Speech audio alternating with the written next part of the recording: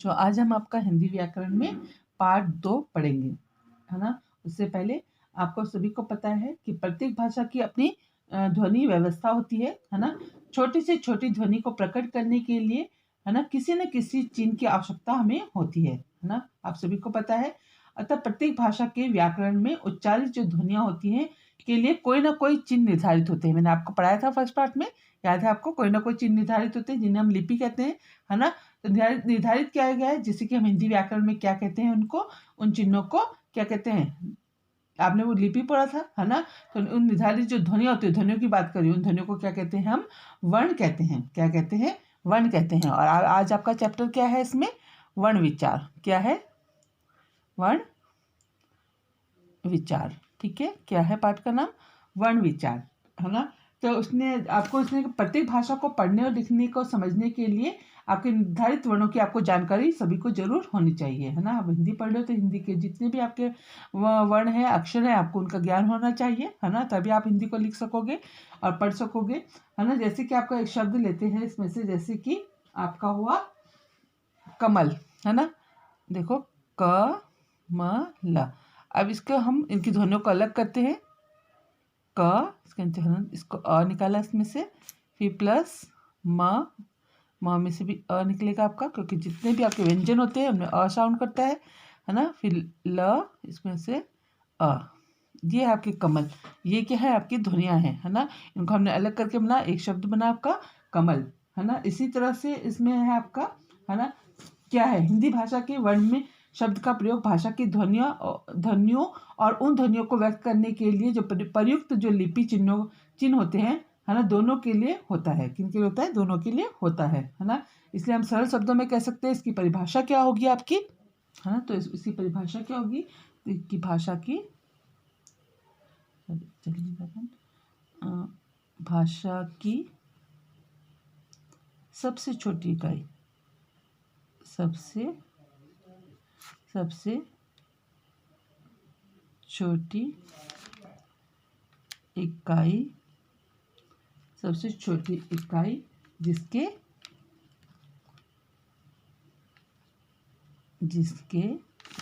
अधिक टुकड़े, है ना, अधिक टुकड़े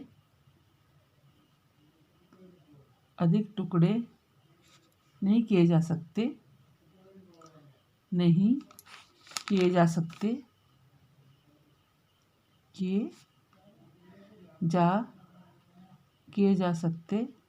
किए जा सकते, क्या कहलाते हैं? आपके वर्ण कहलाते हैं। ठीक है? आगे आपको समझ में क्या बोला है? भाषा की सबसे छोटी इकाई जिसके अधिक टुकड़े नहीं किए जा सकते। भाषा की सबसे छोटी इकाई होगी, अब इसके और टुकड़े नहीं हो सकते, है ना? उसे हम क्या कहते हैं? वर्ण या अक्षर कहलाते हैं। आगे आपको इतना समझ में? ठीक है? इसकी परिभाषा फिर आपका इसमें आपकी बुक में दिया गया है, वर्ण विचार, है ना? वर्ण विचार में क्या होता है? व्याकरण के जिस भाग में वर्ण के लक्षण, उसके भेद, उसकी उच्चारण, है ना, उसके शब्द बनाने के जो नियम होते हैं, उनका वर्ण विचार के अंतर्गत रखते हैं। मैं इसकी डेफिनेशन नहीं लिख रही हूँ, केवल आपको बता रही हूँ इसमें, है ना? सभी भाषाओं की अपनी अपनी लिपियाँ और अपने अपने वर्ण होते हैं। आपके इंग्लिश के अलग होते हैं, उर्दू के अलग होते हैं, सबके अपने अपने वर्ण होते हैं। तो हिंदी की जो लिपि है कौन सी है? आपको सबको मैंने बताया था फर्स्ट पार्ट में, देवनागरी है ना? तो देवनागरी लिपि में हिंदी में कितने वर्ण होते हैं? उसके पूरे कितने अक्षर होते हैं? 52 वर्ण होते हैं। कितने वर्ण होते हैं? आपको पता होना चाहिए कितने अक्षर होते हैं? 52 वर्ण होते हैं। ठीक है? आगे समझ में कितने वर्ण होते हैं? 52 वर्ण होते हैं टोटल मिलाकर, है ना? तो इसमें आपका जो होते हैं, आपके कितने होते हैं? स्वर कितने होते हैं? स्वर सबको पता है, किसे कहते हैं? स्वर, है ना? हिंदी वर्ण में सबसे पहले आपका आता है स्वर। स्वर क्या होते हैं आपको पता होना चाहिए, है ना? ये 11 होते हैं। अ, आ, छोटी, बड़ी, छोटा ऊ, बड़ा ऊ, री, है ना, री, ए, आई, ओ और औ। ठीक है? ये कितने होते हैं आपके टोटल? इनकी संख्या कितनी होती है? 11। कितनी होती है? इनकी संख्या 11 होती है ना? की केवल एक मात्रा नहीं होती है ना, की कोई अपनी कोई मात्रा नहीं, बाकी सबकी अपनी मात्राएं होती है ना। विशेष स्वरों के उच्चारण के लिए अन्य ध्वनि की सहायता की आवश्यकता नहीं होती। स्वरों को मतलब किसी और अन्य ध्वनि की आवश्यकता नहीं पड़ती है ना, ये अपने अपने स्वतंत्र होते हैं, अपने आप बोले जाते हैं इनको। फिर आपके आते हैं व्यंजन। व्यंजन मैं पूरे लिख नहीं रही हूँ, व्यंजन आपकी बुक में है ये, मैं केवल पढ़ रही हूँ। आप उसका आपका क वर्ग केवलता लिख देती हूँ है ना। व्यंजन में आपके आते हैं क वर्ग। क वर्ग में मतलब आपका क ख ग घ जो आते हैं ये। फिर आपका आता है इसमें च वर्ग वाले है ना। फिर ऐसे ही आपका च के बाद कौन सा वर्ग आता है आपका पता है किसी को? ट वर्ग, सॉरी ट वर्ग। फिर इसके बाद क्या आता है? त वाला वर्ग है ना, त थ द ध वाला वर्ग। फिर इसके बाद आता है प वर्ग। फिर आपका आता है य र ल व श पेट पटा श ह, ये होते हैं ना। तो आपके ये कितने होते हैं? ये वो जितने होते हैं, ये कितने होते हैं आपके? कितने हो गए? स्पर्श, इनको बोलते हैं स्पर्श व्यंजन। क्या बोलते हैं? स्पर्श व्यंजन होते हैं ये आपके है ना। मैंने पूरे नहीं लिखे इसलिए ये होते हैं आपके 25। कितने होते हैं? 25 वर्ण होते हैं ये। आगे समझ में। और जो य र ल व होते हैं इनको लिख लेती हूँ, चलो। य र ल व है ना, ये क्या है आपके? अंतस्थ व्यंजन है। अंतस्थ व्यंजन, ठीक है। तो ये कितने होते हैं आपके? 4। कितने वर्ण होते हैं ये 4 होते हैं है ना। उसके बाद आता है आपका श पेट पटा श, स और ह है ना। ये कितने होते हैं? ऊष्म व्यंजन, इन्हें बोलते हैं आपका ऊष्म व्यंजन है ना। इनसे जब मुंह से आप उच्चारण करते हो तो गर्म हवा निकलती है मुंह से, इसलिए ऊष्म व्यंजन बोलते हैं इन्हें। इनकी संख्या भी 4 है। कितनी है? 4 वर्ण, ठीक है। 4 वर्ण होते हैं है ना। तो कुल मिलाकर स्पर्श और अंतस्थ और आपका ऊष्म मिलाकर कुल कितने हो जाते हैं आपके? 33 वर्ण हो जाते हैं, ठीक है। आगे समझ में। इनका उच्चारण जो इन शब्दों का जो उच्चारण है, आपके व्यंजनों का उच्चारण है, बिना स्वरों की सहायता से नहीं हो सकता, ठीक है। इनके लिए सहायता पड़ती है, लेकिन आपको इनमें हमेशा अ स्वर जुड़ा रहता है। यदि क भी बोलोगे तो अ भी साउंड करता है, क ख ग अ साउंड कर रहा है ना तो ये इनके साथ हमेशा अ स्वर लगा रहता है व्यंजनों के साथ है ना। तो इनको बिना आप क्या है, इनका उच्चारण बिना स्वरों की सहायता के बिना नहीं किया जा सकता, ठीक है। आगे समझ में। फिर आपका इसमें आता है ना, अब आपका आएगा इसमें वर्ण के भेद है ना। वर्ण भेद है ना। ब्लैक बोर्ड होता तो ज़्यादा अच्छी तरह से समझा पाती है ना, लेकिन चलो कोई बात नहीं, इसमें ही समझा रही हूँ मैं आपको। उच्चारण और प्रयोग के आधार पर हम हिंदी वर्णमाला के वर्णों को हम 2 भागों में बांटते हैं। कितने भागों में बांटा गया है? 2 भागों में बांटा गया है। आपको मैंने अभी बताया था आपको। पहला होता है आपका स्वर है ना, दूसरा होता है आपका व्यंजन, ठीक है। तो अब पहले हम क्या पढ़ेंगे? स्वर, ठीक है। क्या पढ़ेंगे हम लोग? स्वर, ठीक है। तो आपका स्वर में आएगा, स्वर में क्या होता है आपका? स्वर के भेद, जिन वर्णों का उच्चारण, मैं डेफिनेशन लिखूँ इसकी, चलो लिख देती हूँ। जिन वर्णों है ना का उच्चारण जिन वर्णों का उच्चारण बिना किसी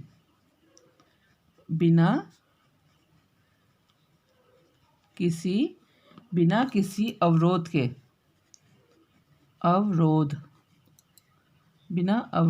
के तथा बिना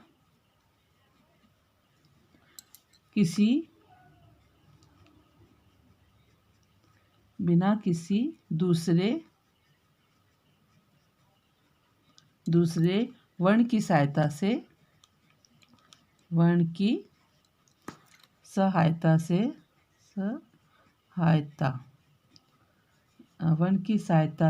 के होता है ना। उन्हें क्या कहते हैं? उन्हें स्वर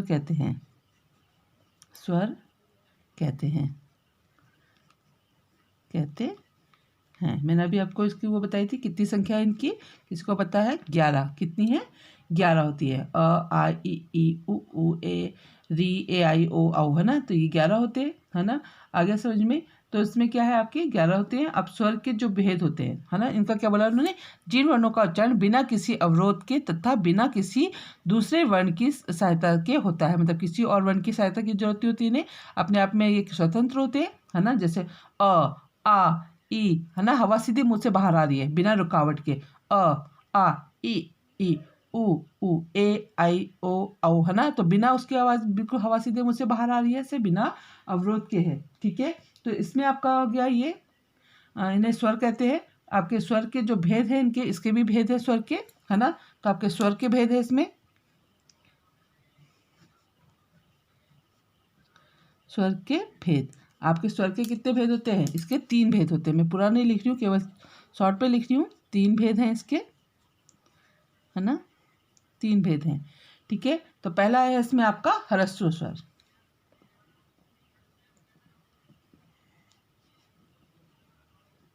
स्वर, है ना। पहले इसकी बात करते हैं, तो इसकी डेफिनेशन लिखूं या चलो ठीक है लिख देती हूँ। जिन स्वरों के उच्चारण में, है ना, जिन स्वरों के उच्चारण में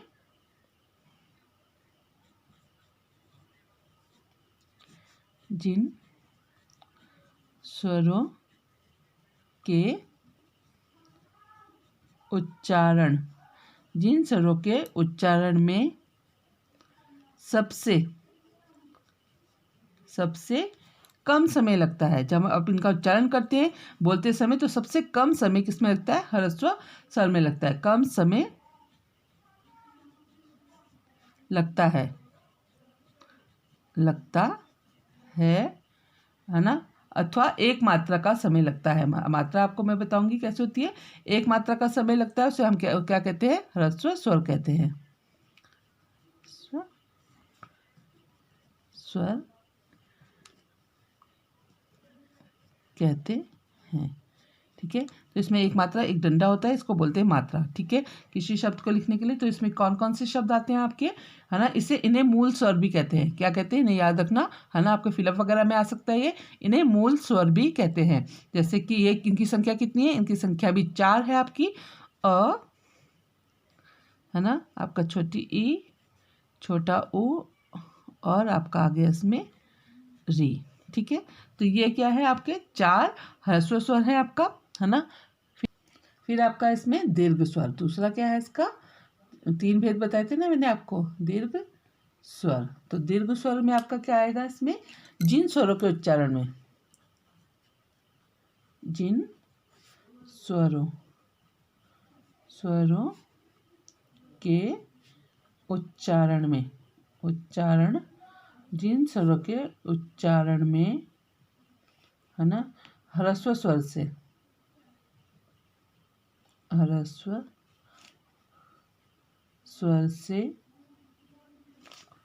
2 गुना समय लगता है। कितना, 2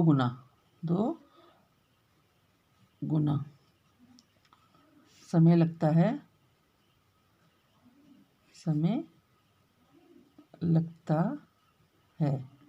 है ना। अर्थात 2 मात्राओं का लगता है इसमें, है ना। तो इसे दीर्घ स्वर कहते हैं। मैं वो मात्रा नहीं लिखनी हूँ, केवल दीर्घ स्वर कहते हैं, दीर्घ स्वर का चिन्ह शायद ये होता है आपका, है ना। इसमें 2 मात्राओं का योग होता है। तो जिन स्वरों के उच्चारण में ह्रस्व से दुगना समय लगता है, हमने अ बोला एकदम से बोलिए अ, लेकिन थोड़ा सा और ज़्यादा समय लगता है इसमें जैसे कि आ, है ना, आ, ई, ऊ, ए, आई, ओ, औ, है ना। तो इसमें इनसे किससे, ह्रस्व स्वर से 2 गुना समय लग रहा है इन्हें बोलने में, है ना, थोड़ा सा और ज़्यादा समय लग रहा है, तो इन्हें हम दीर्घ स्वर कहते हैं। उसके बाद आपका तीसरा है इसमें पलुत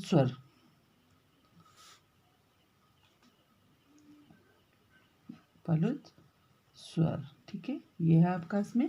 फिर जिन स्वरों के उच्चारण में, है ना, इनकी डेफिनेशन इजी है, आप एक याद कर लो। उसके बाद ह्रस्व के बाद दीर्घ में दुगना समय, पलुत स्वर में इस सबसे अधिक समय 3 गुना या 3 मात्राओं का समय लगता है, उन्हें हम पलुत स्वर कहते हैं। तो इसमें आप लिख सकते हैं इनको भी, है ना। इनकी डेफिनेशन याद करनी आसान है। जिन स्वरों में उच्चारण में, जिन स्वरों के उच्चारण में ह्रस्व जिन स्वरों के उच्चारण में सबसे अधिक, सिंपल लिख देते हैं, सबसे अधिक, या 3 गुना भी लिख सकते हैं आप, सबसे अधिक समय लगता है ना, उन्हें वे क्या कहलाते हैं, आपके पलुत स्वर कहलाते हैं, स्वर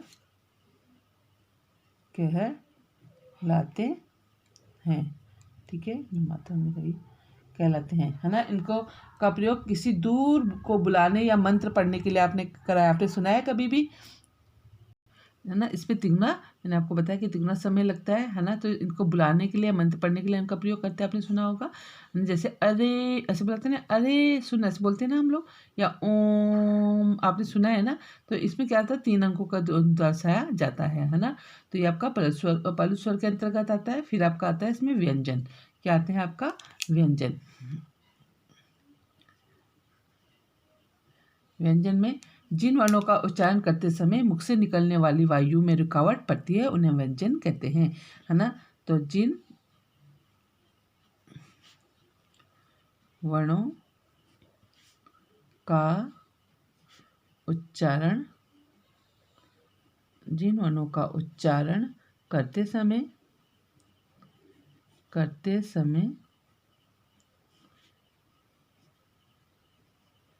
मुख से निकलने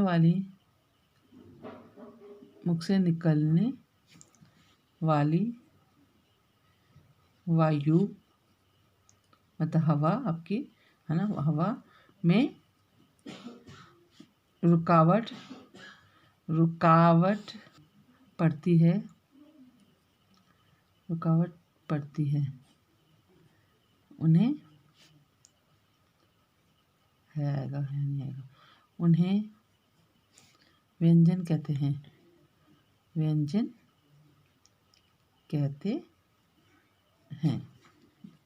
है ना, व्यंजन कहते हैं। अब व्यंजनों के स्पष्ट उच्चारण में स्वरों की आपको सहायता लेनी पड़ती है, मैंने आपको बताया था, है ना। और हिंदी के जो आपके स्वर हैं, मैंने अभी आपको बताया था, इसमें से 25 स्पष्ट व्यंजन थे, 4 अंतस्थ थे और 4 ऊष्म व्यंजन थे, है ना। तो इसके अलावा आपका व्यंजन के भेद,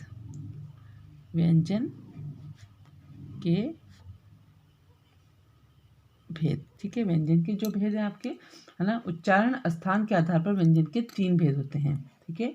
उच्चारण स्थान के आधार पर, आपके उच्चारण के स्थान पर इसके भी 3 भेद होते हैं, 3 भेद होते हैं, है ना, 3 भेद होते हैं। फिर आपका इसमें पहला आता है इसमें स्पर्श व्यंजन, मैंने अभी आपको बताया था, है ना, स्पर्श व्यंजन,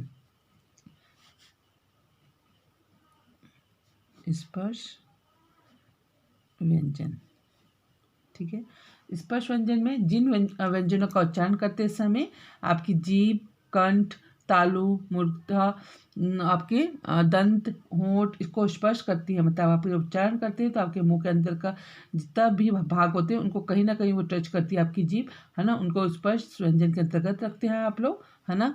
तो जिन व्यंजनों का उच्चारण करते समय आपका, इसकी डेफिनेशन लिखूं, आप चलो लिख देती हूँ। जिन व्यंजनों का उच्चारण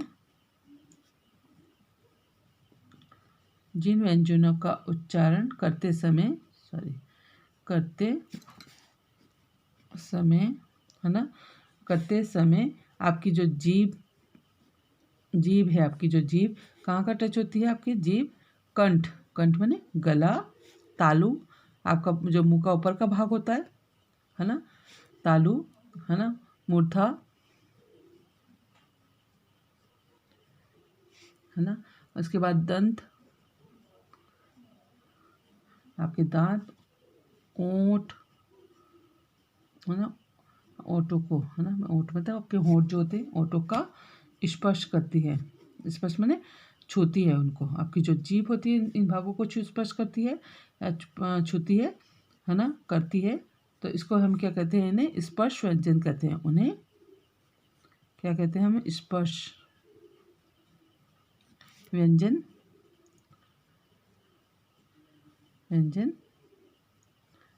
कहते हैं। ठीक है, ये हो गया। इनकी संख्या मैंने अभी आपको बताई थी कितनी है, 25 होती है इनकी संख्या। और इन्हें वर्गों में बांटा जाता है, जैसे क वर्ग, च वर्ग, ट, प वर्ग, है ना। तो आपका जो क वर्ग वाला है आपका, है ना, तो आपका इसमें क वर्ग वाला जो होता है आपका क वर्ग कहाँ से आता है, कंठ से। कंठ बने गले से, है ना। तो इनका जो उच्चारण हो जाता है कंठ से बोलने वाले इन वर्णों को हम, है ना, कंठ या कंठ जो शब्द कहते कहा जाता है इन्हें, है ना। तो आपका जो इनमें जितने भी शब्द आते हैं कंठ से आते हैं। आप बोलो, कभी उच्चारण करके देखो, क, ख, ग, गले में आ रही है ना इनकी आवाज़, साउंड आपकी, ग, घ, है ना, ड, ये आपका क्या आ रहा है, कंठ वाले। क वर्ग वाले किस में आते हैं, कंठ मतलब गले से। फिर आपका आता है च वर्ग वाला, है ना, ये आपका आता है तालु। तालु पता है ना आपको, आपके जो ऊपर का भाग होता है, जीभ के ऊपर जो होता है भाग आपका, है ना, उसको बोलते हैं तालु। तो तालु में क्या होता है आपका, त वर्ग में। आप बोल के देखो, आपका च, छ, ज, छ। तो आपकी जीभ कहाँ टच हो रही है, ऊपर तालु में टच हो रही है ना।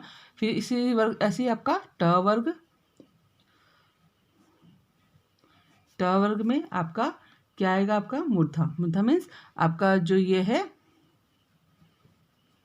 आपका क्या होता है, ये गले का मतलब जो जीभ होती है आपकी, है ना, उच्चारण में जीभ के ऊपर के जो दांत होते हैं खुरदुरे वाले, है ना, उनको स्पर्श करते हैं ये शब्द ट, है ना, आपका ट, ठ, ड, ढ, ये शब्द करते हैं ना, तो इसको हम इसके अंतर्गत रखते हैं। फिर आपका आता है त वर्ग वाला। त वर्ग में आपका आता है दंत, है ना। आपको जीभ आपकी कहाँ दांतों को स्पर्श करेगी, बोल के देखो आप, उच्चारण करो इनका, त, थ, द, ध, आपकी जीभ दांतों को स्पर्श कर रही है ना। फिर ऐसे ही आपका प वर्ग वाला, है ना। प वर्ग में आपका क्या आएगा, ओष्ठ, मतलब आपके होंठ, है ना। जीभ कहाँ होठों को टच करती है, आपस में होठ टच करेंगे आपके, है ना। प, फ, ब, भ, म, आपके जो दोनों होठ है आपस में टच होकर हो रहे हैं ना, ये आपका प वर्ग में आएगा। आगे समझ में। तो ये क्या आपके स्पर्श व्यंजन के अंतर्गत आते हैं। इनकी संख्या 25 है ना। तो अब आपका जो आधा जो भाग है इसका मैं आपको नेक्स्ट वीडियो में पढ़ाऊंगी। धन्यवाद।